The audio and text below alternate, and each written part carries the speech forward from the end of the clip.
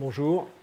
Donc, on commence le 5e cours de cette série qui est intitulé, comme vous pouvez lire, Différenciation des cellules du système immunitaire. Donc, on va aujourd'hui aborder les questions concernant la façon dont les cellules, en fait, surtout les cellules de l'immunité adaptative, les lymphocytes T et B, un tout petit peu les autres cellules, se différencient à partir des cellules souches du système sanguin, c'est-à-dire les cellules souches hématopoïétiques, voire quelques questions qui y sont reliées. Et puis après mon cours, donc, un éminent chercheur allemand qui s'appelle Thomas Böhm, travaille à Freiburg, dirige un institut Max Planck là-bas, c'est un grand spécialiste du thymus. Il a, enfin, vous verrez, décrit beaucoup d'aspects de la biologie du thymus, donc l'organe, comme vous le savez probablement et comme vous allez le revoir, dans lequel se différencient les lymphocytes T. Il viendra vous exposer ses recherches. Donc pour situer le sujet de façon, je l'espère, pas trop complexe, pour ceux qui ne sont pas vraiment dans le domaine, l'hématopoïèse, c'est-à-dire la fabrication des cellules sanguines, peut se résumer de façon simplifiée et en partie fausse d'ailleurs, mais peu importe ici, par ce schéma où, je vais partir de la droite pour remonter vers la gauche, les différentes cellules sanguines qui sont présentes dans notre sang, qui circulent, mais qui sont aussi, pour certaines d'entre elles, présentes dans des organes lymphoïdes, et je pense aux lymphocytes, sont donc énumérées. Donc les différentes populations de lymphocytes avec lesquelles vous êtes familiers, les lymphocytes T, les lymphocytes B et aussi les lymphocytes natural killers. Donc les T et les B, c'est l'immunité adaptative, je ne reviens pas là-dessus.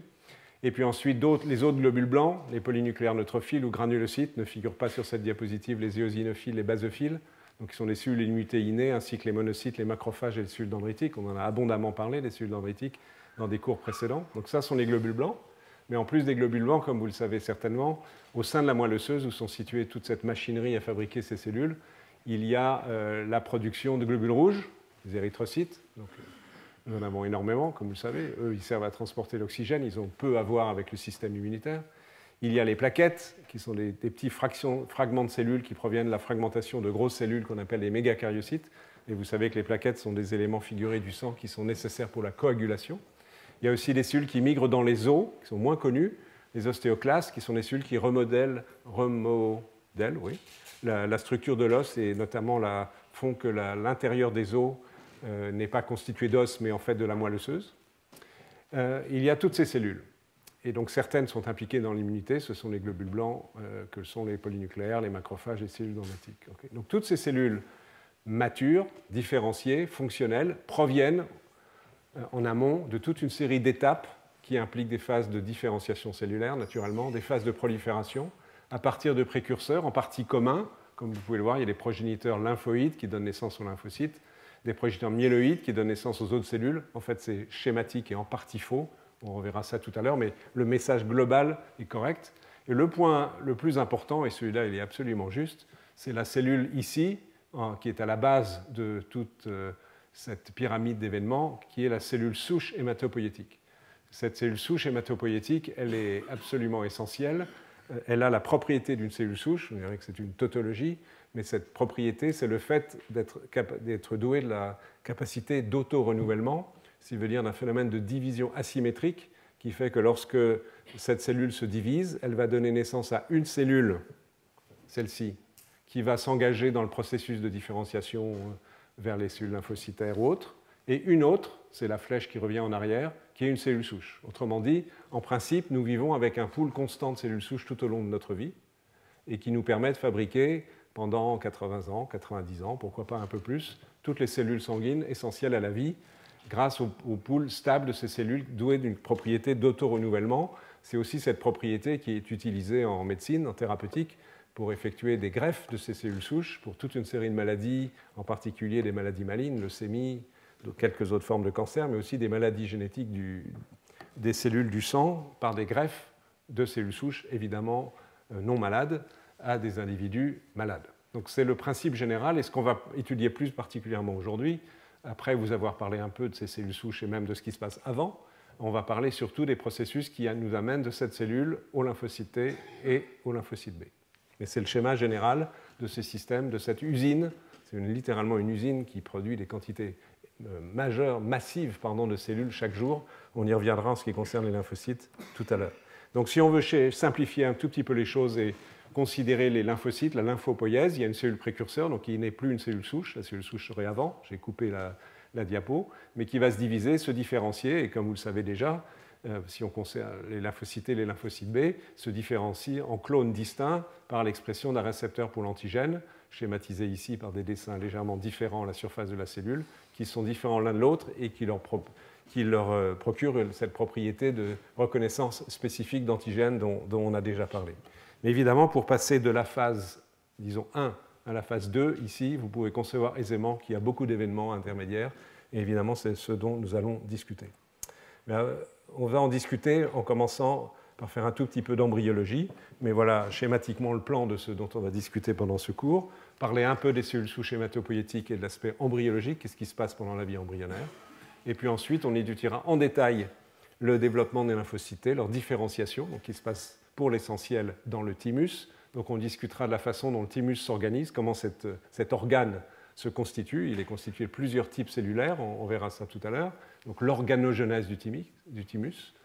On étudiera les événements qui conduisent au fait qu'une cellule précurseur se spécifie en un précurseur lymphocyte T. Ça veut dire qu'elle devient une cellule qui n'est plus capable de donner naissance qu'à des lymphocytes T et pas à d'autres cellules. Donc elle a perdu les propriétés pluripotentes des cellules qui étaient présentes plus tôt.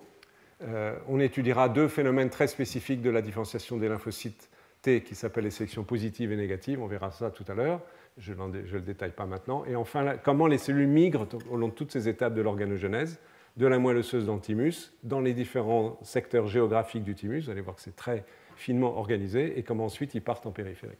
Et puis on parlera un peu des mêmes questions concernant les lymphocytes B. Alors un peu d'embryogenèse. Qu'est-ce qui se passe pendant la vie de l'embryon et du fœtus en termes de production de cellules sanguines? Eh bien, les choses peuvent être dites assez simplement, mais en fait, si on les étudie dans le détail, sont assez complexes.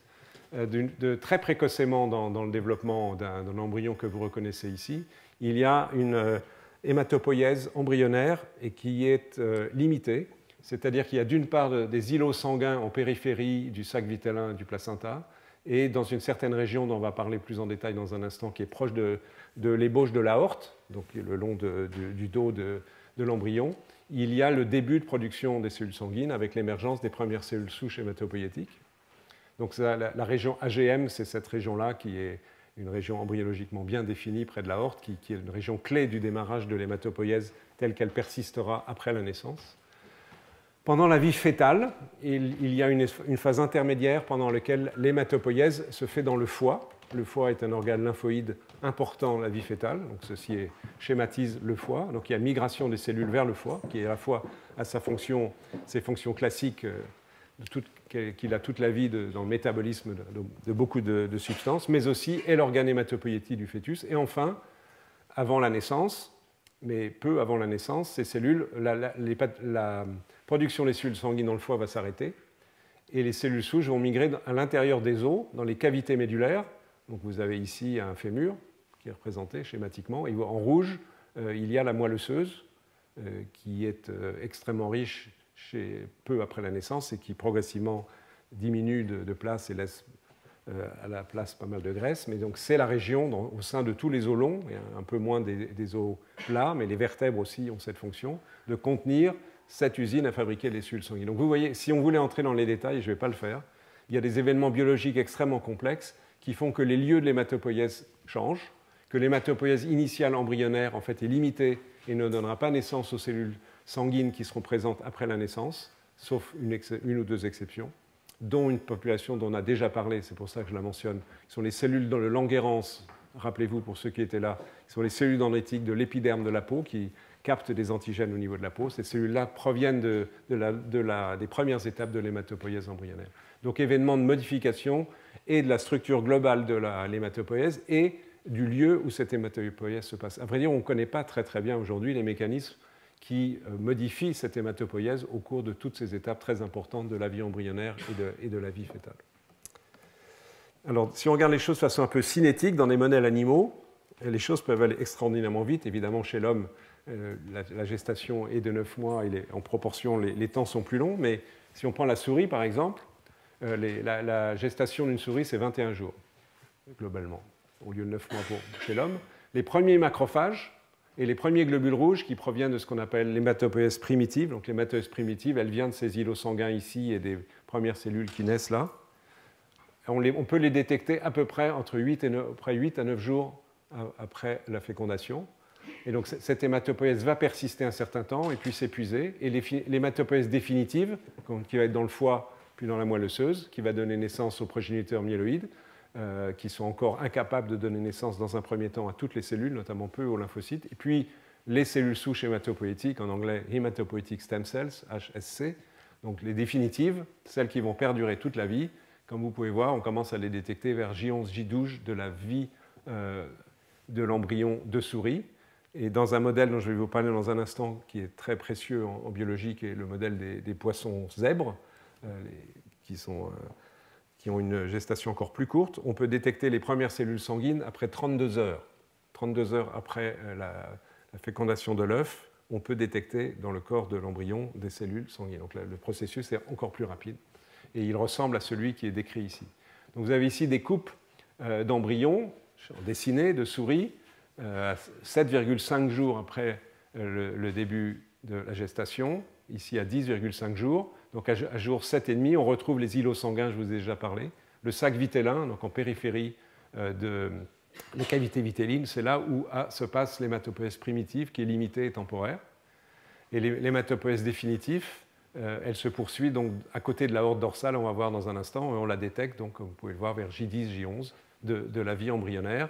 Et ça démarre, on va le revoir plus précisément dans une seconde dans les modèles chez le poisson zèbre, avec des jolis dessins que j'ai pris d'un article. Ça se passe dans la paroi endothéliale de l'aorte dorsale. Donc l'aorte qui sort du cœur, qui fait une crosse, comme vous le savez, et qui redescend le long des vertèbres. Et bien c'est dans cette région-là que débute l'hématopoïèse avec des précurseurs, qu'on va le voir dans un instant, communs aux cellules endothéliales, donc les cellules qui bordent les vaisseaux, et aux cellules qui vont donner naissance à toutes les cellules sanguines. Alors justement, voici mon poisson zèbre. Donc l'embryogenèse du poisson zèbre. Là, ce qui est montré ici, ces petits dessins, montrent ce qui se passe au bout de 24 à 32 heures après le début de la fécondation. Donc ça va extrêmement rapidement. Vous avez une coupe de l'embryon. Vous avez ici le tube neural, pour vous rappeler les schémas classiques d'embryologie qui sont conservés dans la plupart des espèces pluricellulaires. Le tube neural est ici, et en dessous, donc ici c'est la face antérieure de l'embryon, ici la face postérieure, et on zoome sur cette face postérieure. Il y a au milieu une zone qu'on appelle le notochord, les somites, qui sont des éléments qui se divisent en fragments identiques, qui vont donner naissance à beaucoup d'éléments du corps. Et là, il y a un paquet de cellules qui sont indifférenciées au début, qui proviennent du mésoderme. Donc, je pense que vous savez qu'au l'embryogenèse, il y a 3 feuillets primitifs, l'ectoderme, le mésoderme et l'endoderme. Donc le mésoderme, c'est celui qui va donner naissance aux cellules qui nous intéressent. Et ces cellules vont évoluer grâce à des signaux qui sont notamment la voie de signalisation résumée par les initiales SHH ici, ça veut dire Sonic Hedgehog en anglais, qui sont des signaux qui vont activer dans les cellules somitiques la production d'un facteur de croissance qui s'appelle le VEGF, Vascular Endothelial Growth Factor. Et ce facteur, donc ici on zoome encore en plus gros, une fois qu'il est exprimé, il va permettre la liaison à un récepteur pour ce VEGF qui est présent sur ces cellules du mésoderme. Et là, on entre dans les choses sérieuses, si je puis dire, et c'est une façon de parler. Ceci va entraîner l'induction en cascade de transcription de gènes, et en particulier de gènes d'une famille très importante de gènes, on va les revoir tout à l'heure, impliqués dans des processus de différenciation cellulaire, qui sont les gènes de la famille Notch. Et ce phénomène-là, l'expression de Notch, va permettre ensuite une liaison à un ligand de Notch, toujours le même principe d'interaction intercellulaire. Et l'interaction, donc on est à une phase un petit peu plus tardive ici, où les vaisseaux commencent à s'organiser, puisqu'on est en même temps dans l'organisation des vaisseaux et des cellules hématopoïétiques. On a ici, c'est un peu différent chez les mammifères, chez le poisson, la aorte dorsale, et en dessous, les veines. Il y a même des signaux qui différencient en vert sombre ce qui est veineux, en vert pâle de ce qui est artériel. Mais cette signalisation en Notch induit d'autres facteurs, éphrine, etc., qui sont très importantes pour la différenciation des cellules endothéliales. Donc ce n'est pas vraiment le sujet concernant les cellules sanguines et les lymphocytes. Mais aussi, on est maintenant tout en bas à droite, la signalisation Notch va induire, toujours le même principe, en cascade, la transcription d'autres gènes, et notamment de ceux qui sont indiqués ici, GATA2, RUNX1, et là, RUX1, et l'expression de ces gènes commence la cascade qui va permettre ce qui est écrit en bas, c'est-à-dire la spécification des cellules souches hématopoïétiques, autrement dit la mise en jeu du programme qui se met en exécution, d'expression d'une série de protéines qui vont donner à ces cellules-là, ici en vert pâle, donc qui initialement ont été communes avec les précurseurs des cellules endothéliales des vaisseaux, les caractéristiques de cellules souches hématopoïétiques qui vont ensuite migrer dans le foie puis la moelle osseuse. Donc on en a un processus très sophistiqué qui est partagé du poisson à l'homme, de développement très précoce dans l'embryogenèse de cellules souches hématopoïétiques. Alors comment on sait tout ça? Schématiquement, il y a 3 types d'études qui sont faites, dont je vais vous faire grâce dans les détails, qui permettent de reconstituer ces schémas étape par étape. Ce dessin-là doit résumer 20 ans de travail de 20 équipes dans le monde, quelque chose comme ça, c'est assez considérable. Ça repose sur 3 types d'études. Les études d'inactivation génique, c'est-à-dire qu'on a identifié qu'un gène pourrait être exprimé, par exemple, à ce stade-là de l'embryologie, dans ces cellules. Donc on va l'inactiver. Vous savez, les techniques de knockout, on peut bloquer, muter le gène ou empêcher son expression, et on va étudier les conséquences. Donc par exemple, si on bloque l'expression de Notch, on va bloquer la différenciation, et il n'y aura pas une bonne différenciation des cellules endothéliales, et il n'y aura pas de différenciation de cellules souches hématopoïétiques. Donc c'est une information importante. Donc ça, c'est le premier type d'information qu'on peut faire. Le deuxième type d'expérience, c'est l'expérience de reconstitution, donc des animaux déficients à ce stade-là ou plus tard. On peut rapporter des cellules à un certain stade de développement et voir si on corrige le défaut, ce qui permet de reconstituer étape par étape les événements successifs qui constituent le processus de développement. Et puis sur un plan moléculaire, et comme je l'ai déjà indiqué, il y a beaucoup de facteurs de transcription qui sont impliqués dans ces événements, et on peut faire des études moléculaires précises de quels facteurs de transcription se fixent sur les régions promotrices, donc les régions de régulation de l'expression de gènes, et progressivement reconstituer les schémas. Vous en verrez tout à l'heure 1 ou 2 illustrations. C'est les 3 grandes méthodes, évidemment il y en a d'autres, qui permettent d'étudier ce type de développement et les développements postérieurs dont je vais vous parler ensuite. Vous avez des places en bas si vous voulez, ce sera plus confortable, c'est pour vous. Hein. Les marches, c'est bien, mais au bout d'une demi-heure, c'est moins bien. Mais en bas, vous avez de la place, comme vous voulez. OK, alors, je finis pour l'embryologie. Je voulais juste vous donner une petite tonalité sur des événements d'une complexité effroyable. Il y a des gens qui consacrent leur carrière de chercheur à comprendre les mécanismes que je viens de vous décrire, donc je vous en ai parlé quelques minutes. Donc évidemment de façon un tout petit peu synthétique et succincte, mais pour vous donner une idée de ces événements extraordinaires de différenciation, et extraordinaires par leur rapidité et leur précision et leur efficacité. Donc les cellules souches hématopoïétiques, on a franchi la phase embryonnaire, nous sommes arrivés dans la vie post-natale. Donc, au sein de la moelle osseuse, il y a ces fameuses cellules souches hématopoïétiques qui ont cette capacité d'auto-renouvellement, qui de temps en temps, pour telle ou telle raison, se divisent, donc avec une division asymétrique entre une cellule qui est multipotente mais n'est plus une cellule souche, donc a perdu la capacité d'auto-renouvellement et qui va donner naissance aux différentes lignées, je vous le rappelle, et la cellule qui persiste. Là-dedans, il y a 3 événements majeurs qu'on ne va pas discuter en détail, mais juste que vous ayez les concepts. La notion de quiescence, de division cellulaire et de différenciation. Quiescence, notion très importante qui a des applications médicales aussi fortes, c'est qu'à un temps donné de la vie d'un individu ou d'un animal, excusez-moi, la grande majorité des cellules souches hématopoïétiques, disons 99% pour schématiser, sont quiescentes. Que ça veut dire quiescente? Ça veut dire qu'elles ne se divisent pas, elles ont un métabolisme relativement réduit, donc c'est un stock qui ne bouge pas. Il n'y en a qu'une petite fraction qui, à un temps T, est mise en jeu et effectue la transition de cellules souches à cellules multipotentes non souches. Le pool des cellules, à un temps T, est au repos. Il y a des facteurs qui contrôlent cette quiescence, et ceci est évidemment très important pour le maintien sur le très long terme, donc pour la vie humaine des dizaines d'années, de ce pool de cellules. En soi, c'est un sujet d'étude assez complexe où il y a quelques éléments aujourd'hui de compréhension. Division cellulaire, bien sûr, puisque cet événement, pour passer de cette cellule-là à la suivante, et évidemment, les étapes suivantes, il va y avoir mitose. Et encore une fois, là, la première mitose est une mitose particulière. Elle est asymétrique. On en avait vu un autre exemple lorsqu'on avait discuté des lymphocytes mémoire, puisque les 2 cellules filles ne sont pas égales, elles n'ont pas les mêmes propriétés, ce qui en soi pose des questions de mécanismes assez complexes sur lesquels il y a quelques informations. Et puis, bien sûr, les signaux de différenciation, on va en parler, qui vont conduire les cellules à évoluer vers les différentes populations. Ceci a un grand intérêt médical pour des raisons que j'ai déjà évoquées tout à l'heure, c'est qu'on utilise pour les greffes de moelle osseuse, mais aussi aujourd'hui en thérapie génique, ces cellules souches pour traiter des maladies malignes, des maladies génétiques. Donc, la notion de quiescence est à la fois une protection de ces cellules, mais une limite pour les manipulations génétiques. On a beaucoup de mal à toucher à ces cellules quiescentes. Par toucher, je veux dire en modifier le génome, parce que c'est très difficile d'arriver à modifier le génome d'une cellule qui n'est pas en division. On peut le faire, mais c'est compliqué. Donc ce sont des notions qui ont une pertinence médicale forte. Alors, il y a quelques facteurs qui sont connus, c'est juste pour évoquer le point, et je ne vais pas aller plus dans le détail, parce qu'on pourrait faire un cours entier sur cette question, qui régulent les étapes précoces de ces cellules souches. Il y a les facteurs de signalisation de la loi Wnt qui sont impliqués dans de très nombreux événements de différenciation cellulaire de tous ordres, bien au-delà de l'hématopoïèse. Le facteur Wnt3A est important pour la maintenance de ces cellules souches hématopoïétiques, et éventuellement pour pouvoir les faire proliférer sans qu'elles se différencient. Donc c'est le phénomène de l'autorenouvellement. Si on était capable, ex vivo ou pourquoi pas in vivo, d'amplifier le pool de cellules souches hématopoïétiques, ce serait évidemment très intéressant dans des tas d'applications thérapeutiques. Pour l'instant, on sait le faire de façon extrêmement modeste.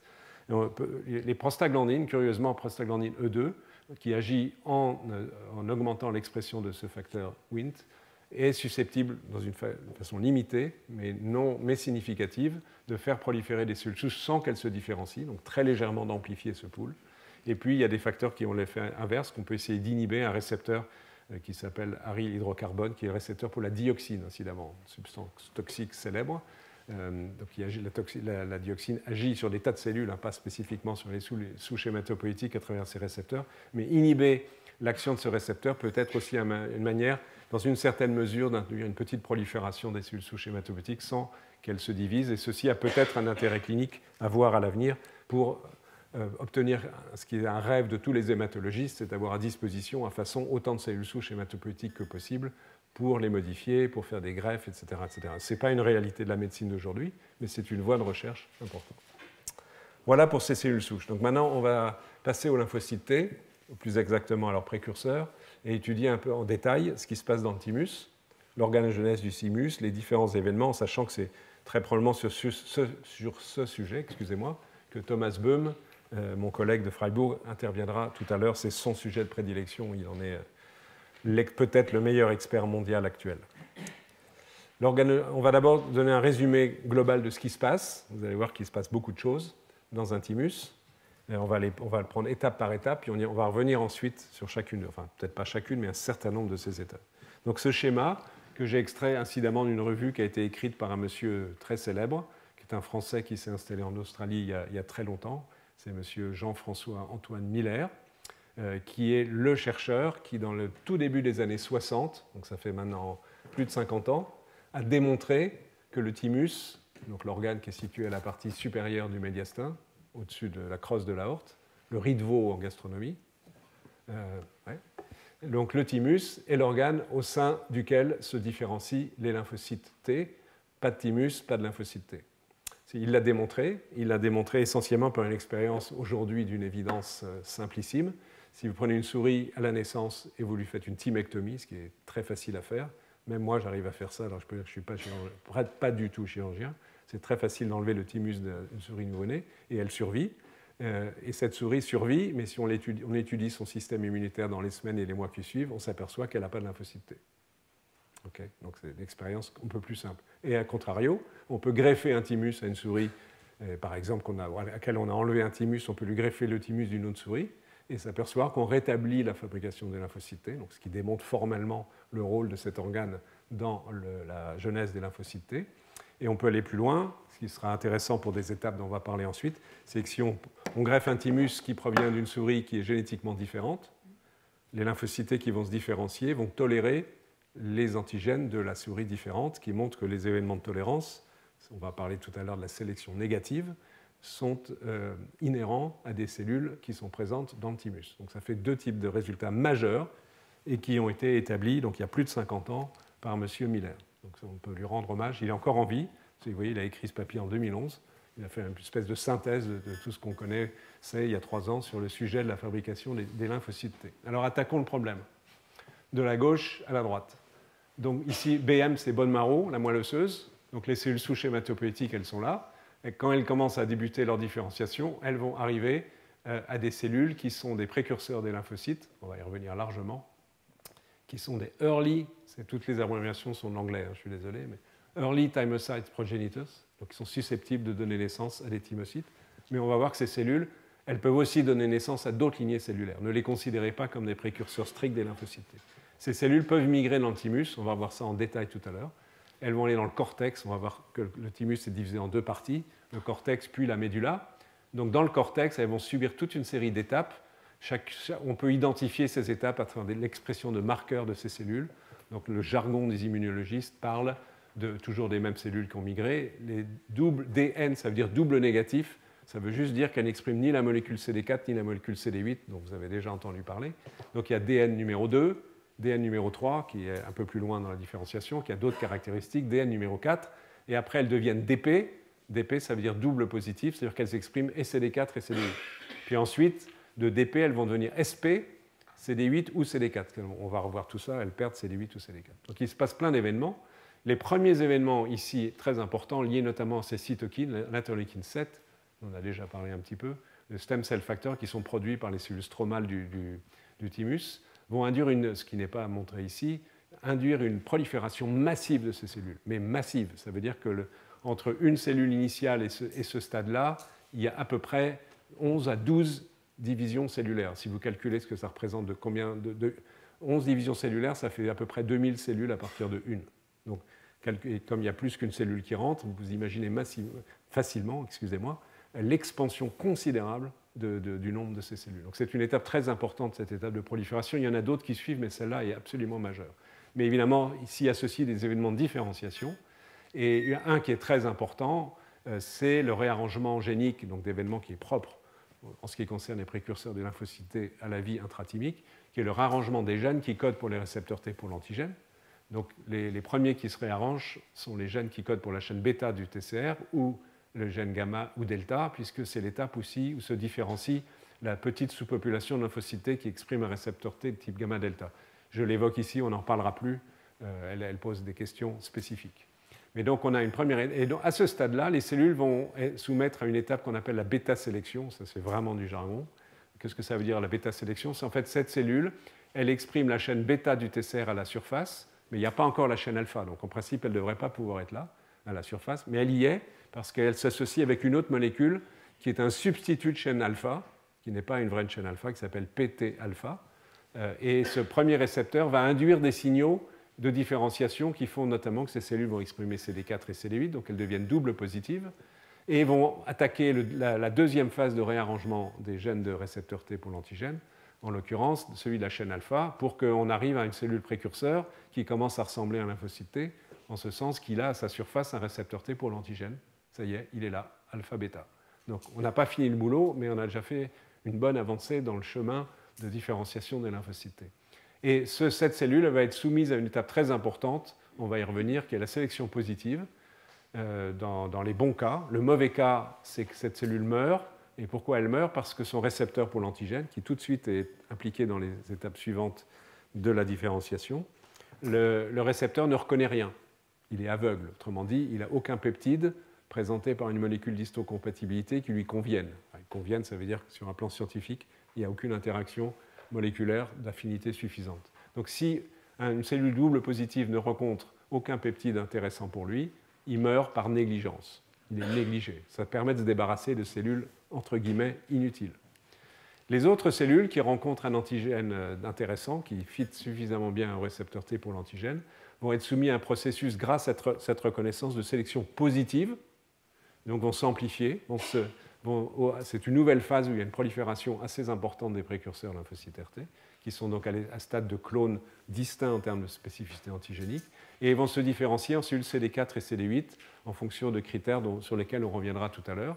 Ces cellules CD4 et CD8, là on commence à se rapprocher sérieusement de lymphocytes T matures, vont migrer dans la médula du thymus, qui est au centre, on verra ça tout à l'heure plus en détail, et elles vont être soumises ici à un contrôle de qualité très important dans ce processus de fabrication qu'on peut faire une vague analogie avec une chaîne industrielle de production d'une voiture, pourquoi pas.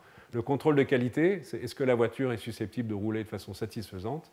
Et si la réponse peut être non, c'est lorsque ce récepteur T pour l'antigène, non seulement il reconnaît un peptide, mais il le reconnaît avec une affinité extrêmement forte, ce qui veut dire qu'il est susceptible, si on le laisse passer, d'être très dangereux, parce qu'il va reconnaître en périphérie, n'importe où dans le corps, des auto-antigènes, enfin un auto-antigène avec une forte affinité, il peut provoquer une maladie auto-immune. Donc celui-là, on veut s'en débarrasser, et c'est le processus de sélection négative qui élimine un grand nombre de cellules autoréactives à haute affinité.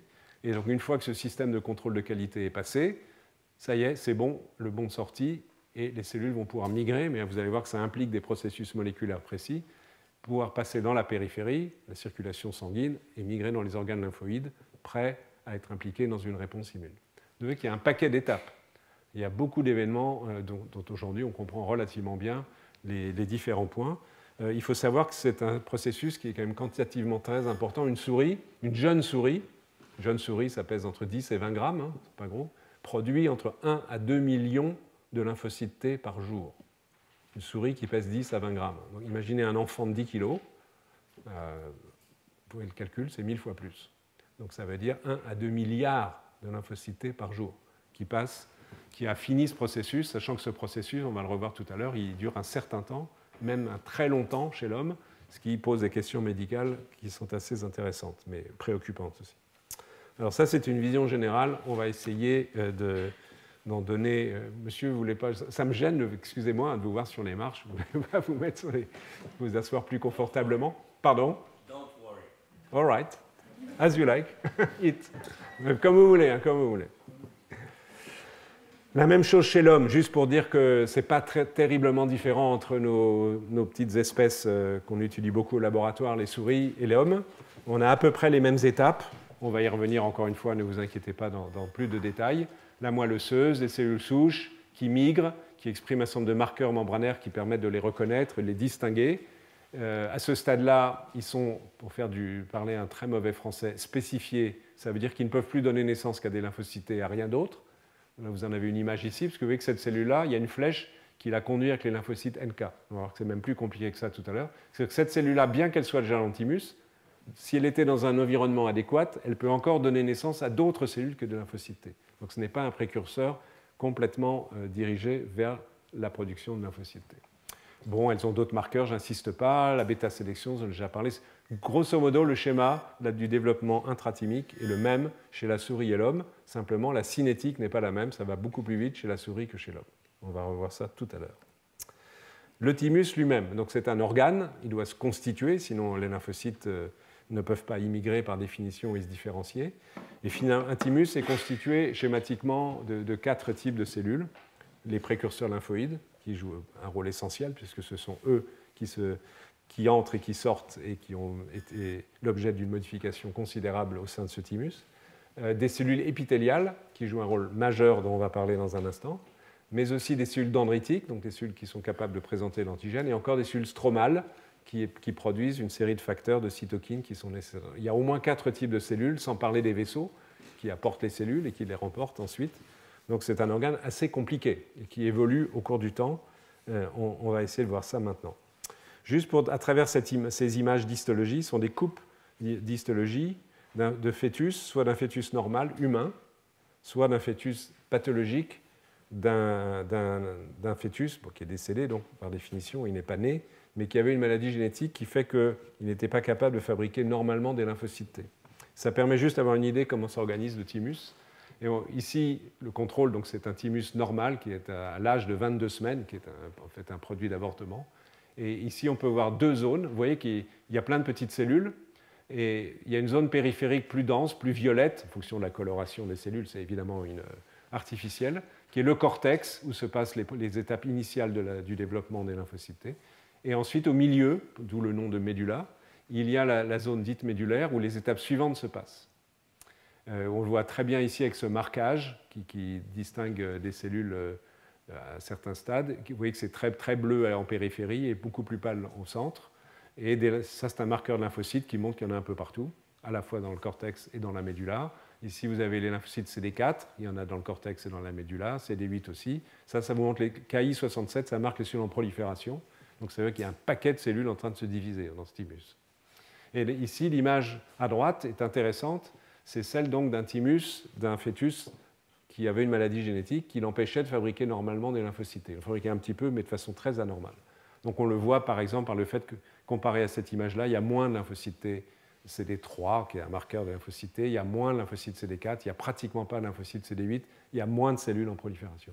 Mais ce que je veux vous montrer qui est intéressant, c'est surtout les deux premières images en comparaison à celle-ci. Vous voyez que contrairement à ce qui se passe dans un thymus normal, eh bien ici, on n'arrive pas à distinguer la zone périphérique de la zone centrale. Le thymus est uniforme. Il n'y a pas de cortex et de médula.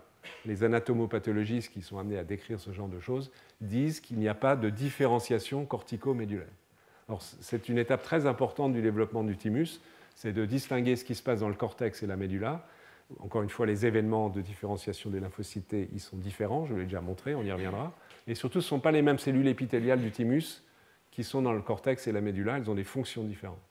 Et qu'est-ce que nous apprend ce type d'observation? C'est qu'en fait, pour que le thymus se différencie normalement, que l'organogenèse thymique se fasse de façon satisfaisante, il faut en fait que les cellules épithéliales, dont on va parler ensuite du thymus, interagissent, communiquent de façon moléculaire, comme les cellules peuvent le faire, avec les précurseurs des lymphocytes.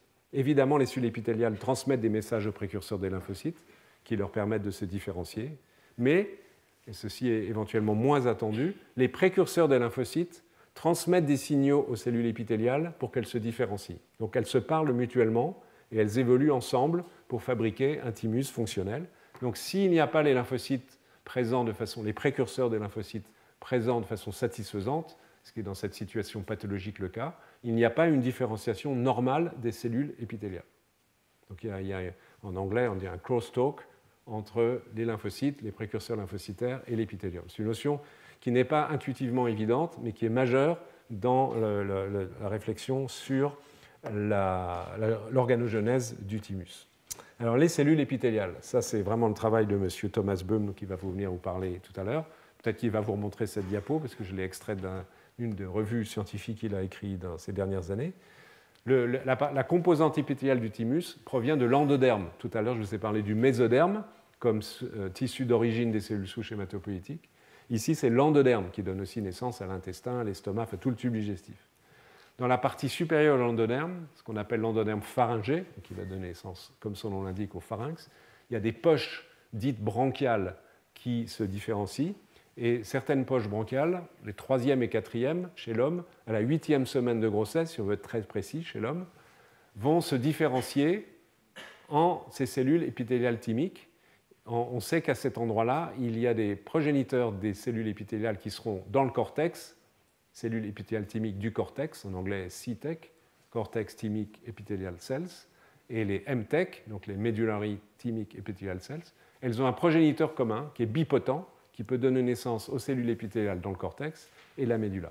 Ce sont des notions importantes parce que de fait, elles n'ont pas les mêmes fonctions, ces deux lignées cellulaires, bien que initialement, elles proviennent d'une même cellule souche.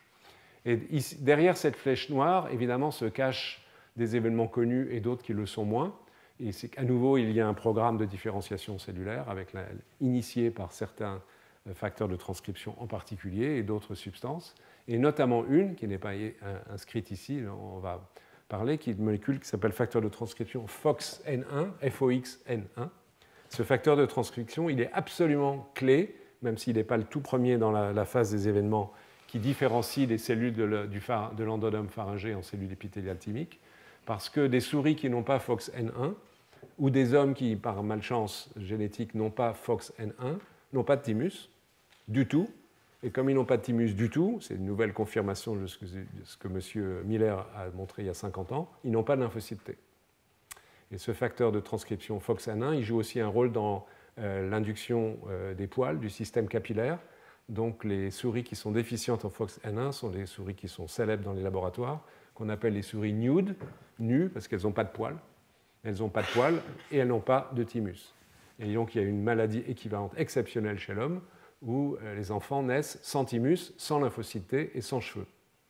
C'est relativement peu important les cheveux, mais c'est parce que ce même facteur de transcription FOXN1 est impliqué à la fois dans les étapes précoces de différenciation des cellules épithéliales thymiques, mais aussi des cellules souches qui donnent naissance au système capillaire.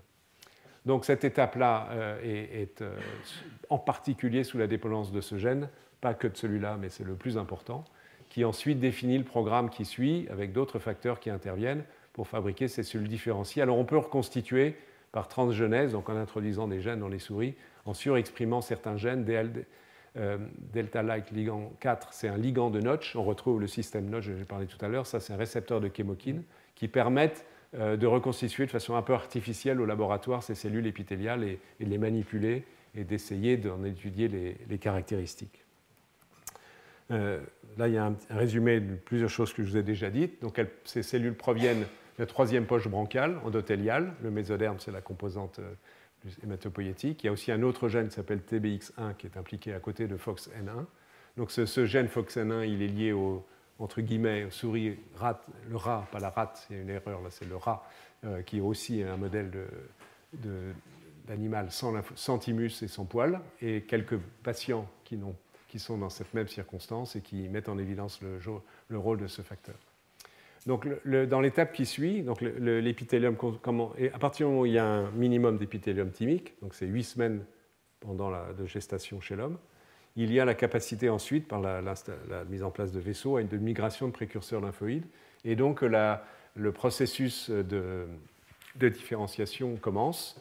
Et donc chez l'homme, c'est à J60, à peu près 2 mois de gestation. Et chez la souris, c'est à J12 que la fabrication des populations lymphocytaires T est mise en jeu.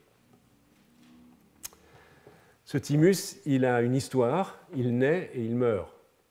C'est une chose qui est très connue, qui fait toujours l'objet de blagues, surtout de blagues où les gens de mon âge rient jaune, c'est-à-dire que passé un certain âge, on n'a plus beaucoup de thymus. Le processus dit d'involution thymique est schématisé ici dans toujours une revue de Thomas Boehm, de façon un peu arbitraire, mais le concept est intéressant. Le temps, la naissance, et ici on doit être, mettons, à 70-80 ans. Si on regarde la masse de cellules épithéliales thymiques, ce qui revient à étudier la masse du thymus, vous voyez que ça monte, il y a un pic. Wild type, ça veut dire qu'on a un système normal, il n'y a pas de modification génétique, on n'a pas manipulé l'animal qu'on étudie.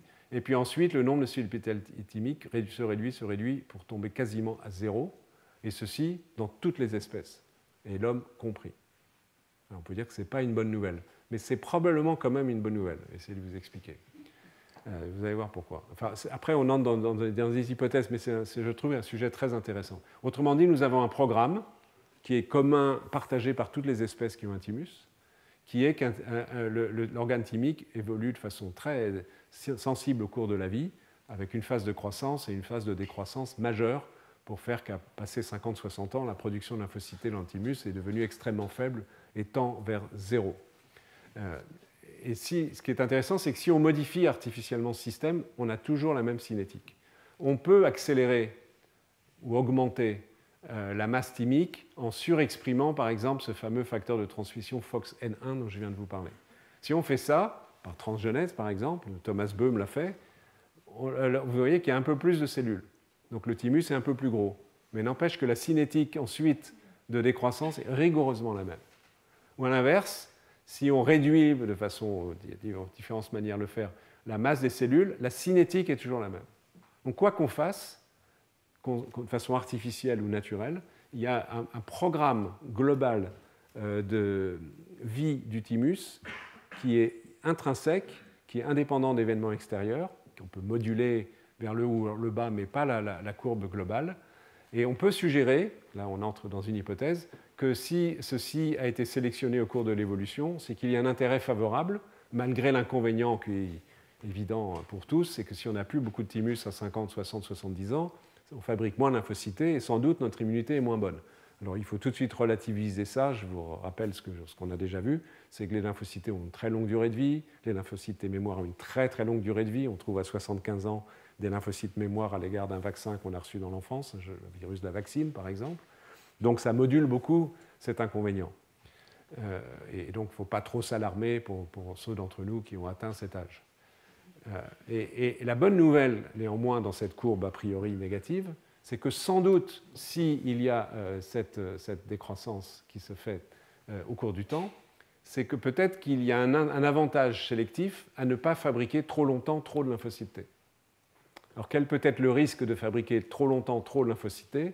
évidemment, c'est que dans la masse, les milliards de cellules qui sont produites, il y en ait un certain nombre qui soient, malgré les systèmes de contrôle de qualité, dont on va reparler, qui soient auto-humains, qui soient délétères. Autrement dit, sans doute, si la courbe, au lieu d'avoir cette forme, avait une courbe avec ensuite une espèce de plateau, pour l'instant, ça n'a pas été expérimentalement démontré, mais on peut faire l'hypothèse que si on était capable de maintenir au long cours un thymus de taille constante avec un taux de production de lymphocytes constant, ceci générerait une population en partie auto-immune avec des risques majeurs de maladies auto-immunes et ou, vu la masse de cellules qui se divisent, de processus cancéreux leucémogènes à partir de la masse de ces cellules qui se divisent. Encore une fois, ceci est une hypothèse, donc on peut considérer, avec beaucoup de guillemets, que cette dynamique de la croissance puis de l'involution thymique, partagée encore une fois par toutes les espèces, du poisson zèbre à l'homme, c'est exactement pareil dans le principe. Il y a une forme de compromis au cours de l'évolution entre les avantages et les inconvénients d'avoir un thymus fonctionnel. Alors, quelques chiffres, quelques notions complémentaires. Pour la souris, la composante épithéliale du thymus provient d'un tout petit nombre de cellules, estimé à peu près 1500 progéniteurs de cellules thymiques épithéliales corticales. Donc, dans mon petit schéma ici, on est là. Donc, il suffit de 1500 cellules à ce stade pour fabriquer un thymus, en tous les cas avec un cortex complet, et environ 1000 pour la médulla, si je me rappelle bien du chiffre, 900, enfin peu importe, mais l'ordre de grandeur. Il n'y a pas besoin de beaucoup de cellules. Mais elles se divisent, elles se différencient, elles constituent l'organe. Donc, si vous voulez réfléchir humain, vous faites la multiplication du poids d'une souris au poids de l'homme et vous avez les valeurs qui sont relativement partagées. La façon dont ces cellules épithéliales thymiques se différencient, le programme très précis qui enclenche cette différenciation à partir des cellules de l'endoderme du pharynx n'est pas très bien connu. Ce qui se passe en aval de FOXN1 et de TBX1 que j'ai mentionné n'est pas très bien connu à ce jour. Il reste un certain nombre de points à faire. Et je l'ai déjà dit, elles entrent en échange moléculaire de communication avec les progéniteurs lymphocytaires et les cellules du stroma. On va avoir quelques exemples dans une seconde, qui sont absolument essentiels pour qu'elles se différencient complètement. En l'absence de lymphocytes, la différenciation des cellules épithéliales s'interrompt. Et éventuellement, si le temps passé sans lymphocytes dure, elles vont mourir et il n'y a plus de thymus. Quelques exemples d'interaction, juste des exemples. Hein. Vous avez ici les TEC, il manque un petit C. En fait, ça voudrait être les cellules épithéliales thymiques corticales. Les thymocytes, donc, sont les progéniteurs lymphocytaires. Les TEC médulaires et d'autres cellules qui sont organisatrices de structures lymphoïdes, qui sont d'origine hématopoïétique, qui ne sont pas des lymphocytes T, mais qui sont des cellules organisatrices lymphoïdes. Donc, par exemple, celle-là, elle produit une substance qui s'appelle le RANK ligand, qui interagit avec RANK à la surface des cellules épithéliales de la médulla, et ça donne des signaux importants pour la différenciation des cellules de la médulla. Il y a une interaction réciproque entre une substance qui s'appelle le récepteur de la lymphotoxine bêta et la lymphocytoxine bêta, ou ligand du récepteur, ça revient au même. Donc ce sont une cytokine qui est produite par les cellules thymiques épithéliales médullaires qui interagit avec les thymocytes et réciproquement. Il y a des interactions de cytokines entre stem cell factors du stroma, les cellules épithéliales et les thymocytes, et Notch, dont je vais encore reparler, très important pour le développement des lymphocytes T, qui interagit avec ces ligands. Donc ici, vous avez 1, 2, 3, 4, 5 exemples d'interactions moléculaires connues qui jouent des rôles en général réciproques entre ces populations cellulaires, mais il y en a sûrement beaucoup d'autres. Le système est assez compliqué, mais il y a beaucoup l'idée, le message, si je peux en avoir un, c'est dire qu'il y a une série de communications intercellulaires, notamment membrane à membrane, qui sont mises en jeu dans ces programmes de différenciation et permettent à toutes les cellules de se différencier en même temps pour que l'organe soit fonctionnel. Alors, je reviens un instant sur cette histoire d'involution, mais là, cette fois-ci, de façon accidentelle du thymus. Est-ce qu'on peut envisager de modifier, malgré le compromis dont je vais parler tout à l'heure, le trade-off en anglais, sur l'évolution thymique physiologique, est-ce qu'on peut essayer de moduler le fonctionnement du thymus pour favoriser le développement de lymphocytes dans des circonstances pathologiques? Ce n'est pas évident. Et à nouveau, si on prend le petit schéma tout à l'heure, si par exemple on irradie un animal, on va tuer des cellules et on va diminuer considérablement sa masse, il va y avoir un peu de régénération, et ça remonte un peu, mais vous voyez que la courbe, ça reste la même. On n'a pas gagné grand-chose. Si on augmente transitoirement on arrive au nombre de progéniteurs pour des cellules épithéliales thymiques, vous voyez qu'ensuite, on rejoint la même cinétique. Donc on n'a pas gagné grand-chose. Alors, est-ce qu'il y a des substances qui peuvent permettre de gagner un peu? Peut-être, mais pour l'instant, elles ne sont pas en application thérapeutique. Il y a un facteur de croissance qui s'appelle le KGF, une cytokine, je vais vous montrer un exemple expérimental, qui s'appelle l'interleukine 22, qui est produite par ces cellules qui organisent les structures au sein des organes lymphoïdes. Il y a un autre facteur qui s'appelle le FGF7. Juste un exemple, puis je passerai à autre chose après. Vous avez ici des données expérimentales chez la souris qui ont été publiées il y a 2 ans, où les souris sont traitées avec cette cytokine qu'on appelle l'interleukine 22, et on regarde si ça a un effet sur la croissance du thymus après qu'il ait été irradié, et donc vidé de lymphocytes et rendu peu fonctionnel. Donc vous avez à chaque fois des colonnes grises et des colonnes noires. Les colonnes grises sont les animaux qui n'ont pas reçu l'interleukine 22. À la place, ils ont juste reçu un milieu de culture neutre. Et en noir, ce sont les résultats des expériences faites avec des souris qui ont reçu cette cytokine interleukine 22. Et ici, on compte le total des cellules dans le thymus. Vous voyez qu'il y en a plus. Les colonnes noires sont plus hautes que les colonnes grises. Si on regarde les précurseurs lymphocytaires, les cellules DP double positives, on va y revenir encore, il y en a plus. Les cellules simples positives, il y en a plus. Et ceci, 7 jours, après 7 jours ou 28 jours d'expérience. Si on regarde les cellules épithéliales du thymus, puisque c'est le sujet immédiat, vous voyez qu'on arrive à augmenter de façon significative. Ce n'est pas gigantesque, mais on passe là à peu près de 3000 à 5000, ici c'est en échelle logarithmique, de à peu près 10 000 à 35 000. Bon, il y a un effet. Ici, ce sont les cellules thymiques épithéliales corticales, petit c. Ici, les cellules de la médulla, où l'effet n'intervient que plus tard. Et ici, une autre fraction de cellules de la médulla, peu importe les détails. Et ici, ça vous montre la fraction de cellules en train de proliférer, donc ce qui donne une idée de l'expansion des cellules. Vous voyez qu'il y a une fraction de cellules qui prolifèrent, à J7, à J28, parmi les cellules thymiques épithéliales corticales, petit c, thymiques épithéliales médullaires, c'est plus tard. Donc l'interleukine 22, on va reprendre un petit schéma qui est un peu plus loin, on va ne regarder que ce qui est en haut là, oubliez ce qui est en bas dont je ne vais pas vous parler pour pouvoir passer à autre chose et pas être trop long.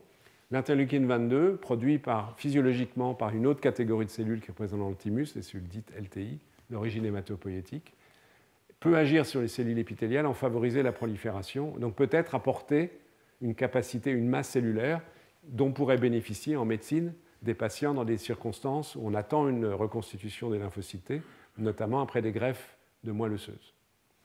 Est-ce que ceci a une application thérapeutique ou est-ce que ceci est illusoire parce qu'en fait, on verra ça, un petit crochet et puis les choses suivront ensuite la même cinétique, on n'en sait rien. Mais il est une possibilité que ce type de traitement ou d'autres puisse avoir un bénéfice thérapeutique, donc d'amplifier un phénomène physiologique de croissance des cellules de l'épithélium thymique. Voilà pour ce sujet. On va parler maintenant de comment un lymphocyte devient un lymphocyte. Autrement dit, comment une cellule qui est un progéniteur, ce qui par définition signifie qu'il est capable encore de donner naissance à différentes lignées de cellules différentes, lymphocyte T, lymphocyte B, lymphocyte NK, monocyte, cellule dendritique, comment il devient une cellule qui n'est plus qu'un précurseur de lymphocyte T. Donc comment il perd les propriétés qu'il avait intrinsèquement dans son programme de différenciation, de donner naissance à différents types de cellules sanguines. C'est ce qu'on appelle strictement la spécification d'une lignée cellulaire. Le terme n'est pas très joli, mais il est précis. C'est comment une cellule qui a plusieurs possibilités de différenciation devient monospécifique. Si on regarde à nouveau le développement des lymphocytes T dans les différentes étapes que j'ai déjà évoquées tout à l'heure, mais cette fois-ci, on va s'intéresser aux facteurs qui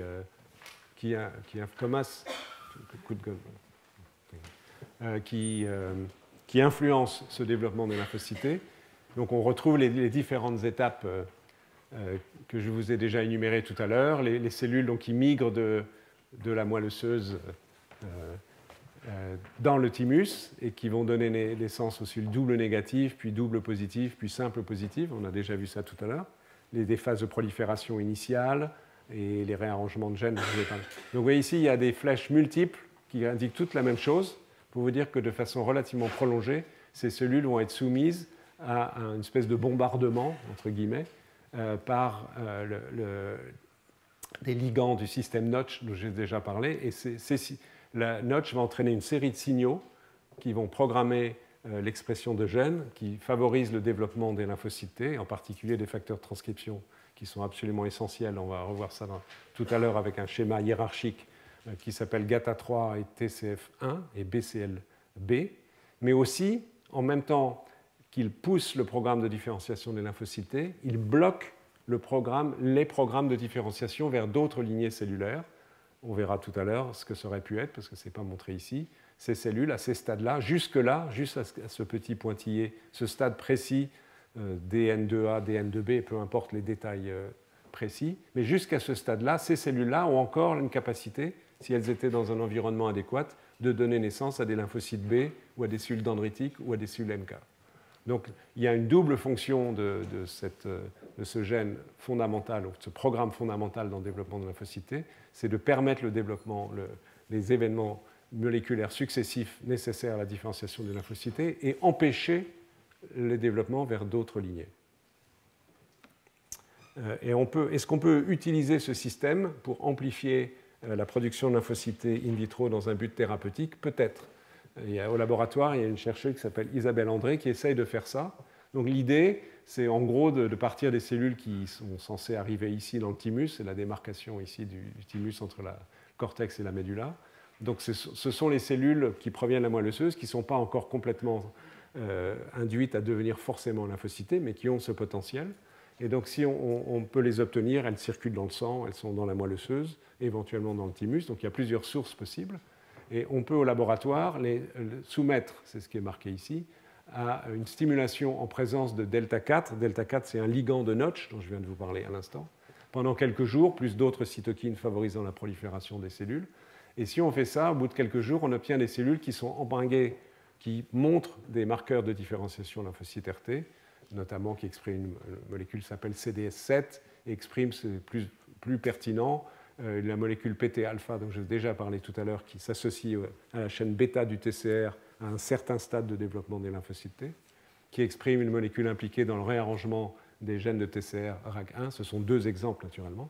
Donc, ils sont induits. Donc, on a ici à la fois des étapes de différenciation et des étapes de prolifération, parce que si on calcule combien, parmi un certain nombre de cellules, combien d'entre elles vont être capables de donner naissance à des lymphocytes T, initialement, cette cellule, c'est 1 sur 350, et on passe à 1 sur 12. Donc on a une amplification considérable par ce système de culture en quelques jours, soumis à cette interaction avec le ligand de Notch, de progéniteurs vers des précurseurs de lymphocytes T. Et on peut montrer que si ces cellules, on les injecte à des souris immunodéficientes, cellules humaines injectées à des cellules immunodéficientes qui ne peuvent pas les rejeter, elles vont donner naissance, c'est ce qui est montré en bas ici, à des lymphocytes T qui ont des marqueurs lymphocytes T et qui, ces petits pics bleus là, en fait, indiquent simplement qu'elles sont diverses, qu'elles expriment des récepteurs T pour l'antigène différents. Donc ce programme-là, complètement artificiel, permet de récapituler un certain nombre d'étapes de ce qui se passe dans le thymus et a peut-être un intérêt thérapeutique, parce que dans des situations où on cherche à accélérer les défenses immunitaires, donc à faire que les patients aient un nombre suffisant de lymphocytes T, c'est typiquement après les greffes de moelle osseuse dont j'ai parlé tout à l'heure, ou peut-être des thérapies géniques. Peut-être que si on stimule ex vivo des précurseurs hématopoïétiques en présence, et on peut le faire de façon complètement artificielle, sans cellules autres, avec cette molécule delta 4, on peut en amplifier considérablement le nombre, les engager très légèrement dans la différenciation lymphocyte RT, et qu'ensuite elles terminent leur développement dans le thymus, pourvu qu'elles y migrent de façon adéquate, ce qui se passe chez la souris, mais qui reste à vérifier chez l'homme. Si, évidemment, il y a un grand si, si ce système fonctionne, il est possible que cela raccourcisse la phase pendant laquelle il n'y ait pas encore de lymphocytes T matures dans des situations de greffe, et donc on limite les risques infectieux après une greffe de moelle osseuse, ou qu'on limite peut-être même aussi les risques de rechute de leucémie pour des patients qui reçoivent des greffes de moelle osseuse pour des leucémies. Donc c'est une voie de recherche d'application médicale d'une connaissance fondamentale qui est intéressante, même si elle n'est pas arrivée aujourd'hui à la maturité d'un programme clinique. Il faut être prudent naturellement là-dessus.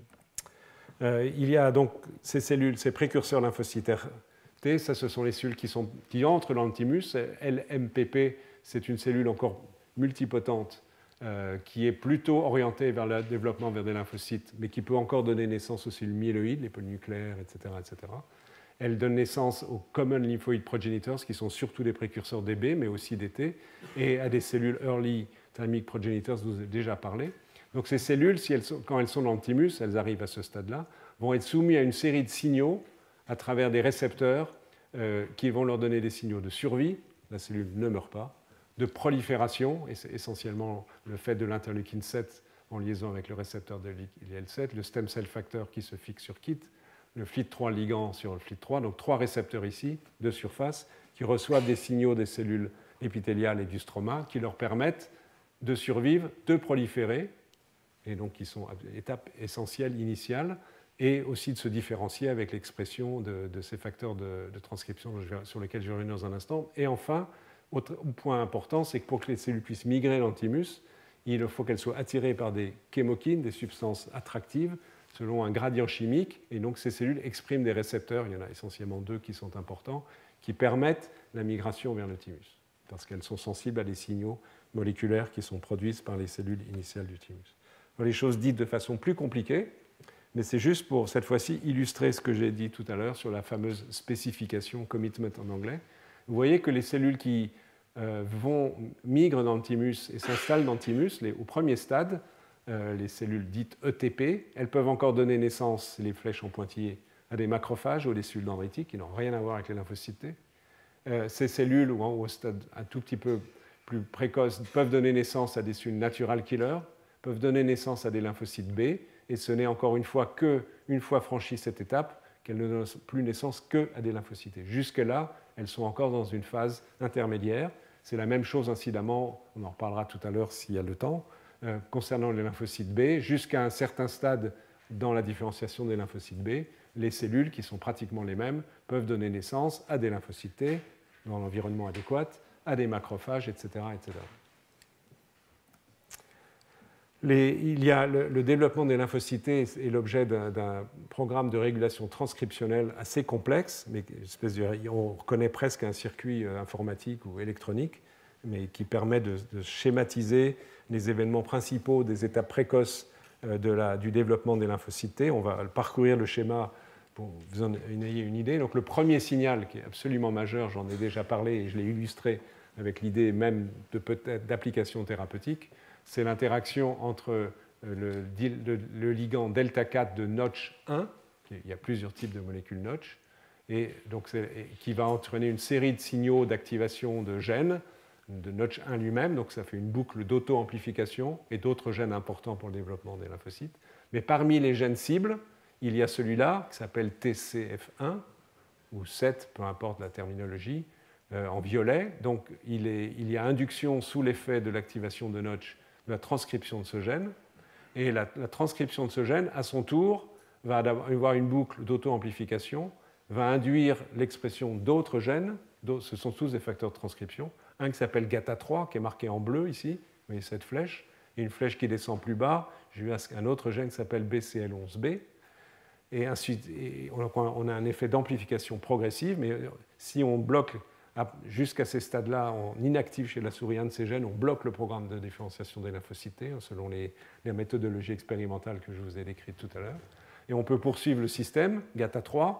Donc là, les choses ont changé un tout petit peu, mais GATA3, donc l'expression de ce gène GATA3, vous voyez qu'il est soumis à la fixation des facteurs de transcription Notch, d'issue de Notch TCF1, sur son promoteur. Il est transcrit, lui-même va activer BCL11B. En même temps, il va faire une boucle de rétro-inhibition sur les phases précoces, donc il commence à avoir un événement en amont pour freiner éventuellement les étapes précédentes. Et en tous les cas, si on finit là, et on va s'arrêter là, derrière GATA3 intervient encore l'induction de BCL11B qui est sous GATA3, sous les signaux de Notch, sous les signaux de TCF1. Vous voyez, il y a des événements en cascade avec des boucles de contrôle, à la fois dans une certaine mesure d'amplification et aussi de rétro-inhibition. Donc le système est évidemment d'une extrême complexité à détailler complètement. Par exemple aussi, l'expression de BCL11B, qui est absolument essentielle au développement des lymphocytes T, induit une boucle d'inhibition. Quand il y a j'aurais dû le dire avant, le petit trait horizontal, ça veut dire inhibition, contrairement à la flèche qui veut dire activation. Vous voyez que ça bloque un autre gène qui s'appelle ID2. Et ce gène ID2, par exemple, il est très important pour le développement des lymphocytes natural killer. Donc c'est une façon d'obtenir cette spécification dont je vous ai parlé tout à l'heure. Il y a d'autres événements. C'est de bloquer un événement génétique qui peut pourtant être induit par d'autres facteurs qui est impliqué dans le programme de différenciation d'une autre lignée cellulaire. Donc c'est cette façon qu'on peut progressivement, et le travail est loin d'être terminé, et cette chercheuse américaine, Mme Rothenberg, a fait beaucoup du travail qui est indiqué ici, progressivement décrire les étapes moléculaires dans leur complexité et les interactions qui ne sont pas purement linéaires, qui définissent ces programmes de différenciation. Donc 1, 2, 3, 4, c'est les 4 points que j'ai évoqués schématiquement en simplifiant un tout petit peu ce qui est montré sur cette diapositive. Donc, passé la spécification des lymphocytes T, je pense que ça vaut la peine de discuter de 2 événements très importants du développement des lymphocytes T, que sont les étapes de sélection positive et de sélection négative, que j'ai introduit toutes les deux tout à l'heure, j'y reviens ici. Donc, vous avez une autre formulation esthétiquement pas vilaine d'un autre chercheur important en immunologie qui s'appelle M. Ron Germain. Ça, ce papier est un peu ancien, mais ceci reste correct, et qui permet de suivre à la trace, entre guillemets, c'est un schéma, mais il y a beaucoup d'événements. On peut aujourd'hui reconstituer in vivo, avec les études en microscopie in vivo, biphotonique, dont je vous avais parlé dans un autre cours, c'est visualiser cette migration des cellules.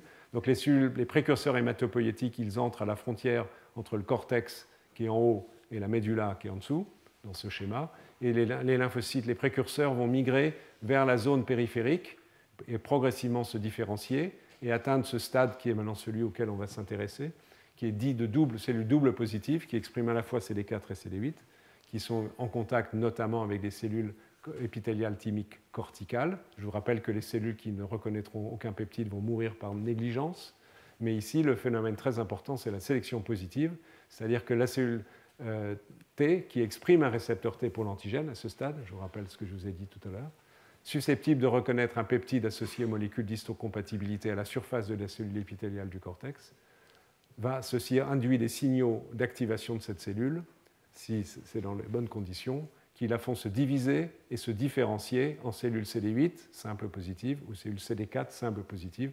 Ces cellules reconnaissant, je vous le rappelle, les peptides associés aux molécules d'histocompatibilité de classe 1, et celle-ci, celui d'histocompatibilité de classe 2. Donc cette étape-là, la sélection positive, est une étape clé qui précède ce qui va suivre après. Quelques mots sur les étapes un peu plus précisant ce que je viens de vous dire.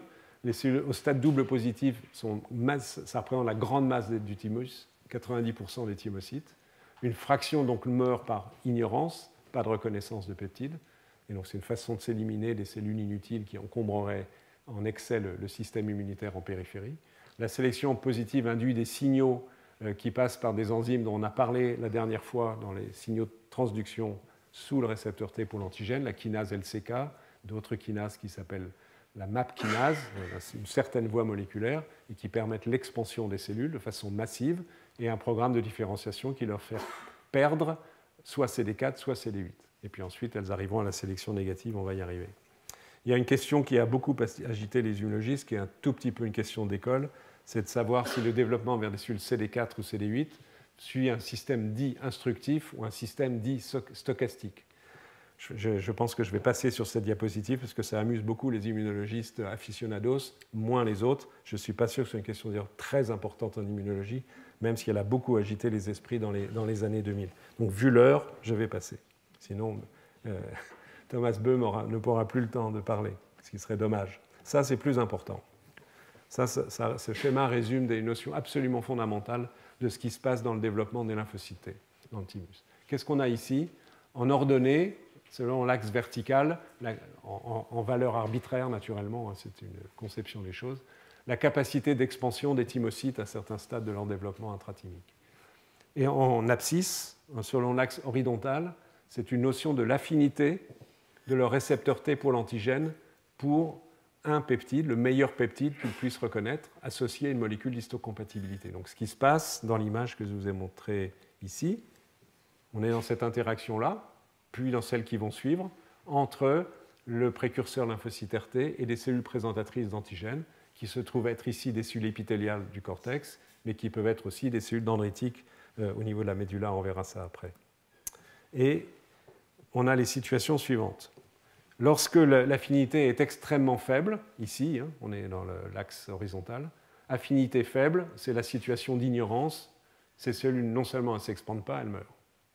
Ensuite, on arrive dans une phase d'affinité croissante, et mais encore une affinité limitée, qui permet à l'activation de ces lymphocytes et qui leur permet de s'expandre jusqu'à un certain point, mais un point qui est assez considérable. Le nombre de divisions cellulaires ici est également important. Mais on arrive à un certain stade seuil, et qui a été déterminé par ce chercheur qui s'appelle Eric Palmer, qui est assez précis, et qui était déterminé de façon très subtile, c'est qu'au-delà d'une certaine affinité de l'interaction, il va se passer l'inverse, qui va suivre la sélection positive. Sélection positive, elle commence ici. Tout événement de reconnaissance avec un peptide dont l'affinité est supérieure à cette valeur, c'est encore une fois une valeur arbitraire, induit l'activation des cellules. Mais si l'affinité va au-delà d'un certain seuil, dans la médulla, et cette fois-ci en interaction essentiellement avec des cellules dendritiques plutôt que des cellules épithéliales, encore que, la conséquence va être l'inverse d'une expansion, mais la mort des cellules. Donc toutes les cellules qui ont une affinité pour l'antigène, pour un peptide donné, qui est par définition un peptide du soi, les peptides qui peuvent être présentés au niveau du thymus sont les peptides issus des protéines du soi, on va y revenir. Ces cellules-là vont mourir, et environ, ça représente 50 à 60% des cellules qui, de fait de leur affinité élevée pour un peptide du soi, disparaissent. Donc c'est un système de protection qui évite que le thymus délivre tous les jours des quantités massives de lymphocytes T autoréactifs qui seraient incompatibles avec la vie en déclenchant des pathologies auto-immunes extrêmement sévères. Donc vous voyez que le système est très finement régulé. Il est assez permissif dans la phase de la sélection positive sur la gamme d'affinités du peptide pour le récepteur T pour l'antigène, ou plutôt du récepteur T pour l'antigène pour le peptide. Il est très peu permissif, très finement régulé sur le seuil au-delà duquel, sauf exception, on va y revenir après, s'il y a le temps, il est très donc, finement régulé, et il y a un seuil au-delà duquel, en gros, le système ne tolère pas la survie d'un lymphocyte et sa migration en périphérie. Donc c'est la sélection dite négative. Donc cette sélection négative, elle s'opère dans une phase seconde par rapport à la sélection positive. On est arrivé ici. Les cellules migrent dans la médulla. Là aussi, il y a des événements, je ne sais pas si on va avoir le temps d'en parler. Et donc les cellules CD4 ou CD8, en interaction avec les cellules dendritiques et ou les cellules épithéliales médullaires, vont, s'ils ont une affinité forte, recevoir un signal de mort. C'est ce qui est indiqué ici par cette cellule qui a des bulles à sa surface qui schématise une cellule dite en apoptose. Donc c'est ici affinité forte de peptides mort cellulaire, même chose ici pour un lymphocyte CD4, ici CD8. Affinité plus faible, c'est la sélection positive, et celle-là continue de s'activer, de se différencier, et vont ensuite migrer en périphérie. Donc comment ça marche, ce phénomène de sélection négative qui est évidemment vital au sens propre pour tous les êtres vivants qui ont un thymus. On peut reprendre les choses de façon simple. Imaginons un précurseur lymphocytaire T qui donne naissance à des cellules avec des récepteurs T différents. Celui-là, il reconnaît un peptide X toujours présenté par une molécule d'histocompatibilité. Celui-là, Y, peu importe. Celui-là, il reconnaît un peptide du soi avec une certaine affinité, mais pas très forte. Et celui-là avec une très forte affinité. Celui-là, il fait partie des cellules qui étaient dans cette zone-là. Okay ? Donc, il reçoit un message de mort cellulaire. Ces cellules-là, qui reconnaissent potentiellement un peptide X d'un virus, etc., donc qui seront potentiellement utiles, elles ont aussi une affinité plus faible pour un peptide du soi qui leur permet d'être sélectionnées positivement, de franchir le filtre thymique et de migrer en périphérie. Il y a une population intermédiaire qu'il faut considérer et qui montre que le système n'est pas parfait. C'est qu'il y a des cellules qui peuvent être éventuellement d'ailleurs aussi dirigées contre tel ou tel peptide bactérien, viral, fongique, donc utile en immunité anti-infectieuse, qui ont une affinité contre un peptide du soi un peu plus élevé. Et ces cellules-là, elles vont franchir le filtre thymique. Néanmoins, elles ont une certaine capacité d'autoréactivité. Donc nous avons des lymphocytes autoréactifs, malgré ce filtre qui n'est pas parfait. Et probablement s'il est mis à un certain seuil, c'est que s'il était trop restrictif, on n'aurait pas assez de cellules et l'évolution a sélectionné un système qui tolère un peu d'autoréactivité pour avoir une couverture anti-infectieuse suffisante. Mais ces cellules, elles sont quand même éventuellement capables de développer une pathologie auto-immune. Donc le système n'est pas parfait en termes de protection. Ceci est imagé ainsi en vous montrant ensuite, vous allez voir une pathologie qui a permis de mieux comprendre la sélection négative, donc de façon ultra schématique, cellules épithéliales ou dendritiques thymiques, expression grâce à une molécule dont je vais dire un mot tout de suite qui s'appelle R, de peptides en grande quantité originaires de protéines, pardon, ils ne sont pas en grande quantité, mais ils sont très diversifiés, ils couvrent beaucoup de protéines du corps, par exemple l'insuline est exprimée en petite quantité aux cellules au niveau du thymus, et ils peuvent être présentés par les molécules du MHC, et une cellule autoréactive avec forte affinité, qui va reconnaître mon petit peptide ici sous forme d'un losange ou un carré rouge, présenté par une molécule d'histocompatibilité, va recevoir un signal de mort. Cette cellule disparaît. Il existe une pathologie héréditaire extrêmement rare, qui est en particulier présente dans les populations en Finlande, où il y a une certaine homogénéité génétique, et aussi dans les Amish aux États-Unis, une population à haut taux de consanguinité. C'est une maladie récessive où les deux allèles du gène sont mutés, où ce système ne fonctionne pas. Et ces individus, ils ont une maladie qu'on appelle APCED, qui est due à une mutation d'un gène qui code pour cette protéine R, dont je vais vous reparler dans un instant. Donc quand cette protéine n'est pas là, il n'y a plus dans les cellules du thymus de production des peptides du soi, si bien que les lymphocytes qui ont une affinité haute contre un peptide, mettons de l'insuline, je prends à dessein cet exemple, ne seront pas éliminés, vont être capables de migrer, vont être sélectionnés positivement, grâce à une autre connaissance peptidique, et seront présentes en périphérie et susceptibles de provoquer une maladie auto-immune. Donc s'il s'agit de l'insuline, eh bien, ce lymphocyte est susceptible d'être impliqué dans la création d'un diabète par destruction des cellules du pancréas. Donc cette pathologie qui s'appelle APCED, un acronyme compliqué dont je vous fais grâce, sont des malades qui, en raison de cette déficience de protéine R, ont la malchance d'être à très haut risque de maladie auto-immune et développent dans leur vie une succession de maladies auto-immunes provoquées par des lymphocytes T auto-immuns qui n'ont pas été proprement éliminés dans le thymus, ou même par des raisons secondaires, en voie de conséquence, par de l'auto-immunité liée à des auto-anticorps. De façon un peu plus précise, ce schéma est plus exact. Ce qui se passe au niveau de la médulla est la chose suivante, mais c'est fondamentalement la même chose.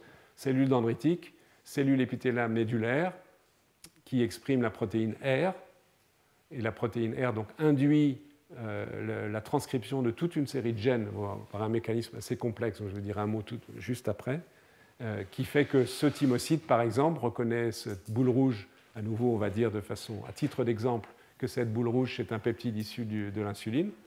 Ce thymocyte va être activé soit directement par cette cellule, soit en fait par le fait que cette cellule va mourir rapidement, va entrer en apoptose, et que les cellules dendritiques, dont je vous ai déjà parlé, mais les cellules dendritiques au niveau de la médulla du thymique, vont ingérer des fragments de cette cellule et vont présenter le même type de peptide. Donc ici, c'est le triangle jaune, mais peu importe, ça aurait pu être la boule rouge ou autre.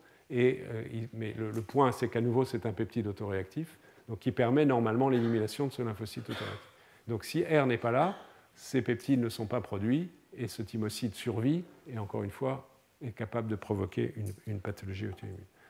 La fonction de la protéine R est extrêmement compliquée. Elle joue au moins à 3 niveaux dans la façon dont elle induit la transcription à petite quantité de toute une série de protéines au niveau de l'épithélium thymique, y compris l'insuline que je prends à titre d'exemple, mais aussi des protéines du foie, de l'intestin, etc., etc. Elle joue à travers ces molécules ici dans l'accessibilité de la chromatine, donc favorisant la transcription.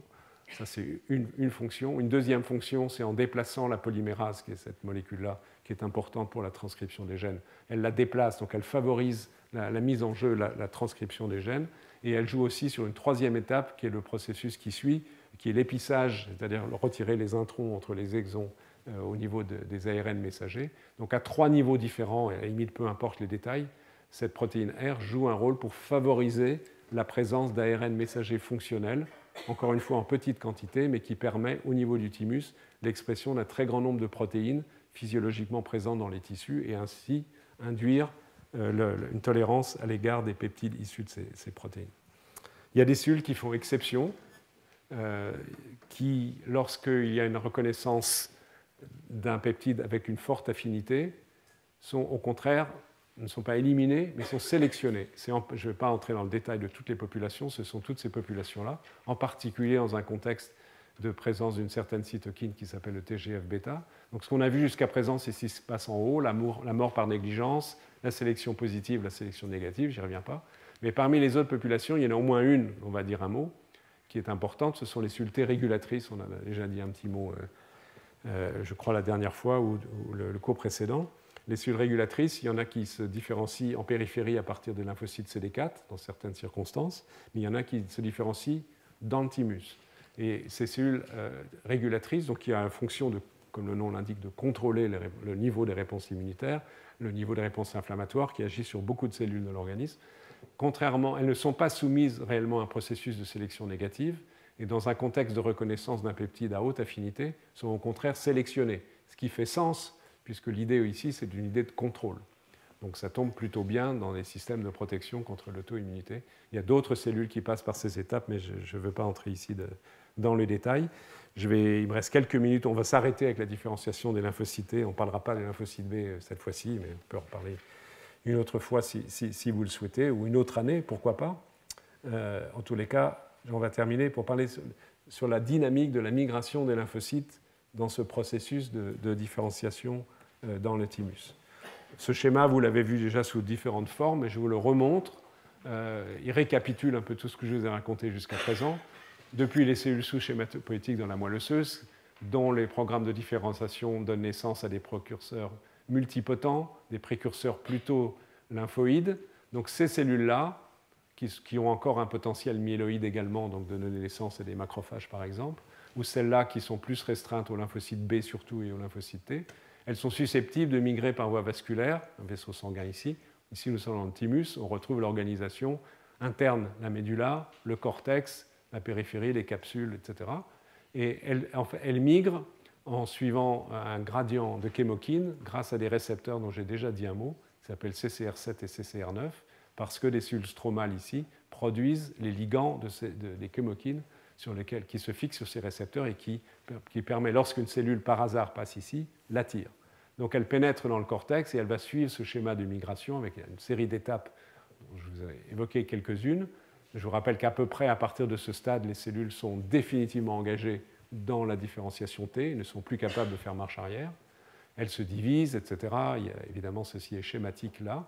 Et il va y avoir une phase de vie intracorticale avec de multiples étapes, dont la fameuse sélection positive en fin de parcours, qui prend beaucoup de temps. Chez la souris, une quinzaine de jours. Chez l'homme, probablement encore beaucoup plus. Et la façon dont les cellules migrent au sein du cortex, c'est une migration qui est très peu ordonnée. On peut le suivre en microscopie vitale. Elles ne suivent plus un gradient chimiotactique particulier. Elles se déplacent de façon apparemment chaotique, avec de multiples contacts, jusqu'à ce stade de sélection positive qui induit l'expression à nouveau de CCR7 qui a été perdu entre-temps. Et l'expression de ce récepteur de chémokine joue probablement un rôle important dans la transition du déplacement du cortex vers la médulla, où, encore une fois, je vous rappelle qu'interviennent les événements de sélection négative. Et une fois que ces cellules ont franchi toutes ces étapes, cette barrière, tous les concours, c'est comme un vrai processus universitaire sophistiqué. Donc là, elles ont été reçues à une grande école. Et après, elles vont partir travailler. Et pour partir travailler, elles expriment un récepteur pour un sphingolipide, et ça c'est le récepteur qui s'appelle SIP1, qui va leur permettre de migrer, de sortir par les vaisseaux et de gagner la périphérie. Donc c'est le schéma, le parcours du combattant, du lymphocyte dans sa vie intrathymique, qui prend quelques semaines chez la souris et au moins 3 mois chez l'homme. Ce parcours est extrêmement long et on ne comprend pas très bien, même pas du tout pour dire les choses avec un peu plus de modestie, comment se fait-il que l'ensemble du programme prenne autant de temps? Ce qui est encore une fois un souci médical. Dans les situations où on est amené à récapituler ce programme, et je me répète, c'est typiquement les situations des greffes de moelle osseuse, où le temps de reconstitution est extrêmement long et pose problème de morbidité, même malheureusement de mortalité infectieuse. Donc on aimerait beaucoup pouvoir le raccourcir, ce programme, à condition d'en respecter les règles physiologiques. Donc pour terminer, deux ou trois images complémentaires de ce que je vous ai dit ou de propos résumés sur la diapo précédente. Donc entrée dans la jonction corticomédulaire, migration dans la zone sous-capsulaire du cortex. Chez la souris, le temps de transit dans le cortex, c'est 2 semaines environ, très lent. Donc probablement chez l'homme, on ne le connaît pas, mais c'est un plus grand nombre de semaines. Il est indépendant des chymokines, il dépend d'interactions avec des intégrines qui sont dans le substrat, entre cellules et avec la matrice. Mais c'est un processus un peu chaotique qui n'a pas l'air d'être directement précis. Donc la phase suivante, c'est la transition entre le cortex et la médulla. C'est ici, c'est la même diapo que tout à l'heure. Pardon, il y a un élément important, excusez-moi. Translocation passive, mouvement lent, j'en ai parlé. oublier ceci, jusqu'au fait qu'au moment de la sélection positive, elles expriment ce récepteur de chémokine, à nouveau, je l'ai déjà dit, CCR7, qui va favoriser l'étape de migration suivante. Et aussi, ces cellules sont activées par la sélection positive.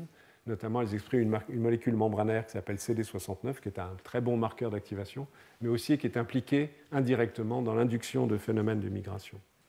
Donc l'étape suivante, c'est l'agrégation vers la médulla. Dans la médulla, les choses vont vite, par contre, avec des contacts multiples et rapides avec les cellules dendritiques et les cellules épithéliales thymiques, entre guillemets à la recherche des peptides de haute affinité, c'est évidemment entre guillemets. Lorsqu'il y a contact, lorsqu'il y a une affinité forte, le contact est stable et va induire à la mort de la cellule. Le temps de transit de la médulla chez la souris, c'est 4-5 jours, sûrement plus long chez l'homme, mais oui, c'est quand même beaucoup plus court que la phase intracorticale. Et on arrive à cette phase-là où les cellules sont retournées au repos, elles n'expriment plus ou très peu la molécule CD69, et ce thymocyte quiescent, qui n'est plus en division, il est prêt au départ. Il a le tampon de sortie, entre guillemets, du thymus. Et je vais terminer par ce point sur la sortie. Pour la sortie intervient un récepteur qui est exprimé sur ces cellules qui sont quiescentes, qui est pour le sphingosine 1-phosphate, sachant que le sphingosine 1-phosphate, donc une molécule qui n'est pas du tout protidique, mais qui est un glucolipide, est exprimé par des cellules des vaisseaux de la jonction corticomédulaire qui le produisent, le S1P. Le S1P se fixe sur le récepteur et permet la sortie des cellules au niveau du vaisseau. Donc c'est l'étape terminale qui doit être montrée ici. Ça, je vais passer. Bon, je pense que vu l'heure, je vais m'arrêter là. Je vais peut-être remontrer cette image, juste pour terminer. Donc ce système est régulé, c'est-à-dire que ça ne peut marcher que sur une cellule qui est au repos. Là, dans une situation typiquement de sélection négative, où il y a une reconnaissance d'un peptide du soi de forte affinité par le TCR, il y a des signaux d'activation, notamment l'expression de CD69, je vous ai déjà parlé. Et l'expression de CD69, entre autres fonctions, bloque l'expression de ce récepteur pour les sphingosines 1-phosphate, sachant qu'il y a également d'autres signaux, je vous fais grâce des détails, qui ont pour conséquence de bloquer la transcription du gène qui code pour ce récepteur. Il est là, ce gène, S1PR1, c'est le gène qui code cette protéine, qui est multimembranaire, comme vous voyez. Donc à la fois, il n'y a pas d'expression de la protéine, et en même temps, pour celle qui est présente, elle est inhibée fonctionnellement par l'autre. Donc ces cellules, elles sont bloquées, elles ne peuvent pas migrer, et elles vont mourir. A contrario, celles qui ne sont pas soumises à ce système de sélection négative, elles ne reçoivent pas de ce type de signaux. Donc on a une situation inverse, où le gène qui code pour le récepteur des sphingosines 1-phosphate est exprimé, quelques autres gènes également impliqués dans ces fonctions. Donc liaison possible avec son ligand sphingosine 1-phosphate, départ, entrée dans les vaisseaux et départ en périphérie vers les organes lymphoïdes. Donc je vais m'arrêter là. Donc vous avez vu, je vais aller un peu dans le détail, mais on n'a discuté que d'une seule cellule. Mais je pense qu'au moins ça vous donne une idée de la complexité des événements successifs, mais qui sont absolument indispensables pour produire en quantité et en qualité les lymphocytes T qui soient fonctionnels pour des réponses immunitaires dont on a déjà parlé dans les cours précédents. Voilà, je vais m'arrêter là avant de donner la parole à Thomas Böhm. Si vous avez des questions, elles sont les bienvenues, bien sûr. Et maybe Thomas.